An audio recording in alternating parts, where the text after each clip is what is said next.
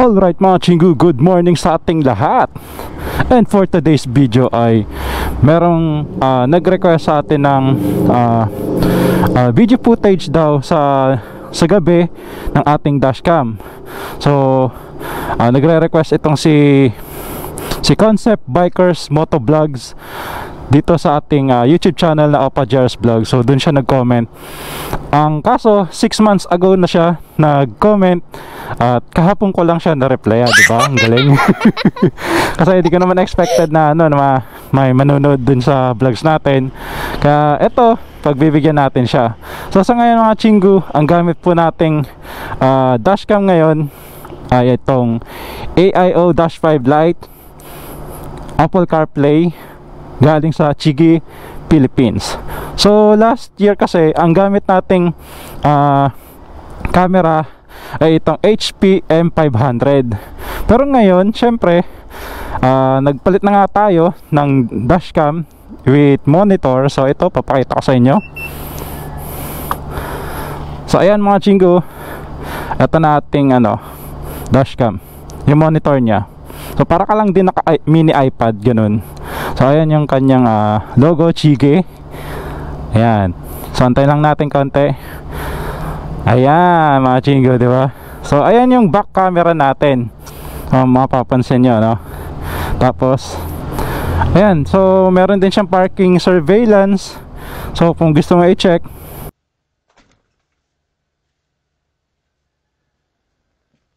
tapos tignan natin dito. So ayan, para lang din siyang panel mga chingu. Ayan, dashcam panel. Tapos Apple CarPlay siya, so pwede mo siyang i-connect sa device.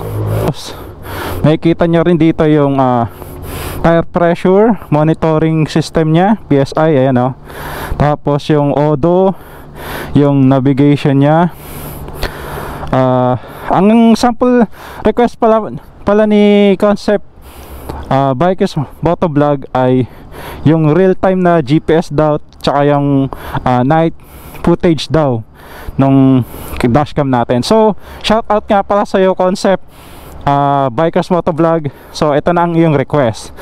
Let's go. Mamaya aalis na tayo kasi inaantay natin yung OBR natin kasi papasok siya ngayong umaga.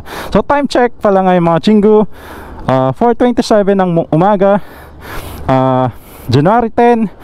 So yung comment niya last 6 months ago pa yun. So anong petsa na ngayon, di ba?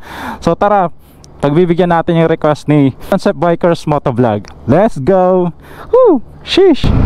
Alright mga chingu, so padaan na tayo dito sa bandang C5. Nakikita nyo na yung interface ni AIO-5 Lite Apple CarPlay. Ayan, we are now entering C5 road.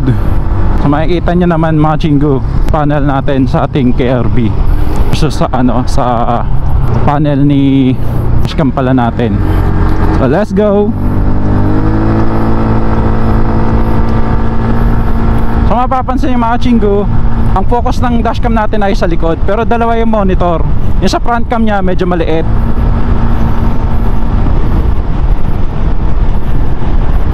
So makikita nyo pala yung difference ng speed natin sa dashcam versus sa GPS.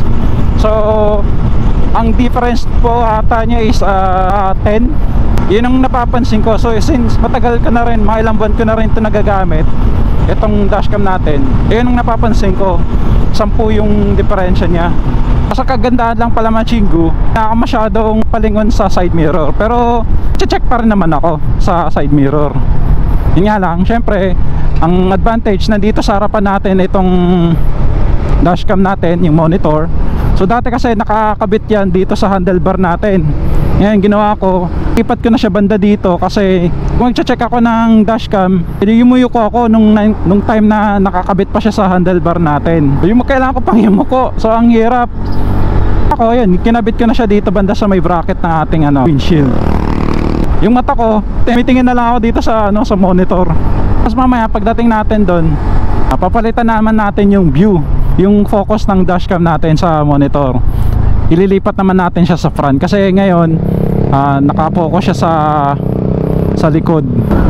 Alright mga chingo, ayan na, front camera na yung ano natin, main focus.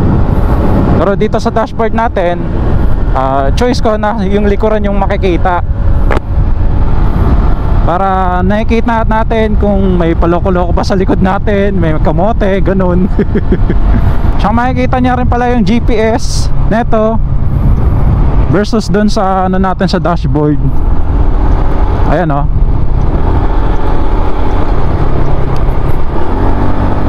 So maya maya makikita nyo kasi medyo mag high speed tayo mamaya, para lang naman na makita nyo yung difference. Testing lang naman siya. So ito mga chingo, yun o, testingin lang natin. Yan. So kahit mga 100 lang siguro i-ano natin para makita nyo lang yung difference. So ayan, so na-meet naman natin yung 100. Ang kagandahan lang kasi dito mga chingo, nakikita mo yung likod. Magiging malaking advantage mo to kapag meron kang ganitong dashcam at nakikita mo yung likod mo. Naman sa price mga chingo, na magpapaligoy-ligoy, pricey talaga tong dashcam na nakuha natin compared dun kay HP M500 na affordable, kaya naman siya bilhin. Pero sa mga hindi problema yung ano, yung budget, so try nyo na to. Dalas pala na kinakabitan nito mga ano, mga BMW, Ducati, yan, mga big bikes. Pero sa pagkakaalam ko is may nakabitan na rin nito ng NMAX. So pwede naman siya pang kalahatan na ano ng mga motorcycle. Kailangan po problemahin nyo na lang mga chingo, saan ikakabit, diba? Kita na nga rin ata ako sa ano kung best pa ata yun, doon niya kinabit dito sa may side mirror lang. Na napili ko is package na siya. So may kasama na siyang TPMS na ano para sa tire pressure natin. Tayong parang remote control siya dito na via Bluetooth yan. So pwede mo siyang halimbawa na-connect to dito sa itong cellphone natin dito sa dashcam natin. Pag may tumawag, hindi mo na kailangan mag-swipe dito. Meron siyang button dito na for answer call. Tapos pag tapos ka na tumawag, yun, may down call naman siya dito. So ganun. So kay Concept Bikers Motovlog, so shout out ulit sa'yo. So ito na yung request mo. So yun lang mga chingo, kamsahamnida nyo sa'yo. Woo!